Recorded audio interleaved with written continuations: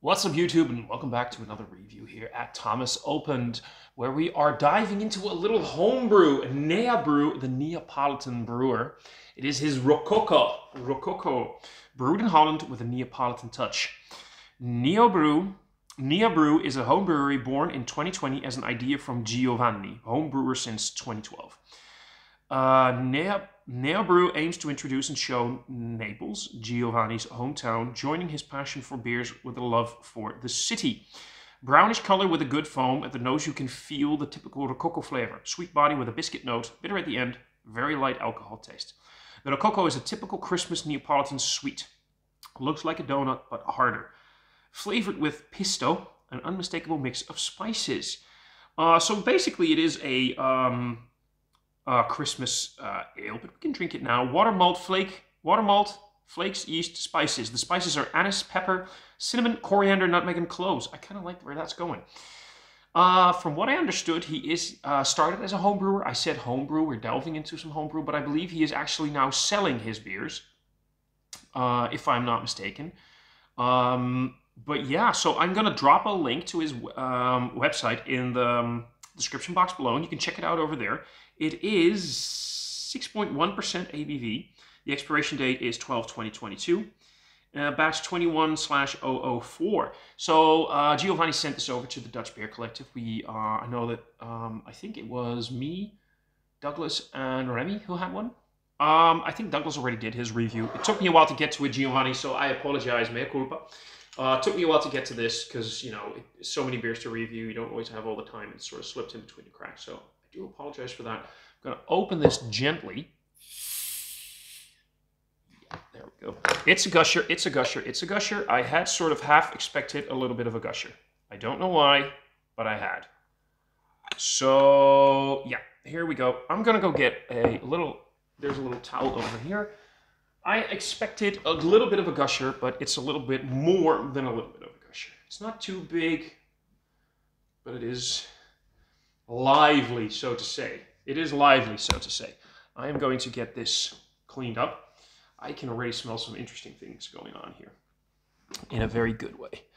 Give me a little bit of a moment to clean this up, because that's important. We do not want bugs or anything of the kind. Nothing on the floor, I think. You guys get a bit of a top of my declining hairline over there. There we go. Very proud of that. So as you can see, it is a beer. I'm going to do this, put this over here.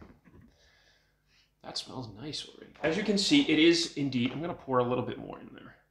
I have a sneaking suspicion that this beer has a little bit too much of a deposit in the bottom, which, with the fermentable sugars and everything, and perhaps even the spices, has created a little bit too much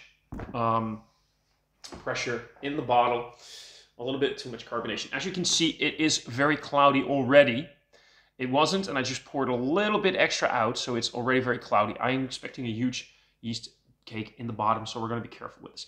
It looks slightly darker than you would expect from your average ale, with a very frothy, thick, white, slightly off-white head. It's got some rough, soapy bubbles here on the bottom here. It's got this sort of pillowy thing on top. From what I'm smelling right now, it really smells kind of nice. So let's just dive into the nose and see what we got, okay? Giovanni, thank you very much for sending this, by the way. That's definitely a lot of spices. There's a bit of a floral note there as well. I'm not sure what hops were used, but there's a slight floral note. And you get this combo of different spices. You're definitely picking up on the clove and the nutmeg the most. The cinnamon is there. The aniseed, oddly enough, which is a very powerful spice, is slightly subdued here compared to some of the aniseed beers that I've had in my life. This actually is rather subdued when it comes to the aniseed. It's slightly peppery. It has a bit of a thing in your nose, but it's mostly, for me, it's clove, nutmeg, and cinnamon that are really doing its thing. And a little bit of that coriander. The coriander is probably what's giving it some forms of, sometimes coriander can have a floral note for me. So maybe that's where the floral thing is coming from that coriander. It is a wonderful bouquet of spices. I love spices in cooking. I love spices in some beers. So for me, this is really not an issue. I like this. So there's a it's sort of lingers between sweet and dry. When it comes to an ale, it has a drying note to it, but that could just be me right now. It has. I'm not really picking up on that malt base. I want to believe it's biscuity. Maybe it'll be a little bit more biscuity on the palate, but right now it's mostly spices, which I can get because that's the intent that you're doing here. It has to emulate that Roccoco. So if that's made with a lot of spices in it, you want to get that spice. It's got a bit of a sweet note to it. I like it. I like the smell of this. I really do. I'm not getting like any, let's put it like this. I'm not getting any brew defects or whatever. Spices can, of course, mask that a little bit. But so let's see what it does on the palate. And if I can really enjoy this take on a Neapolitan Christmas treat. Cheers, Giovanni. Thank you very much.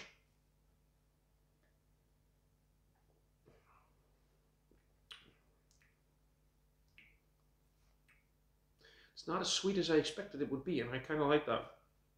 I really do appreciate that.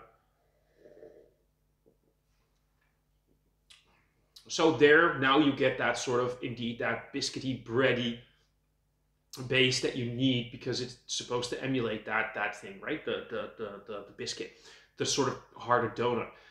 Somehow, the way I look at the picture, the picture, the way I see it, reminds me of biscotti, but before you bake it for the second time.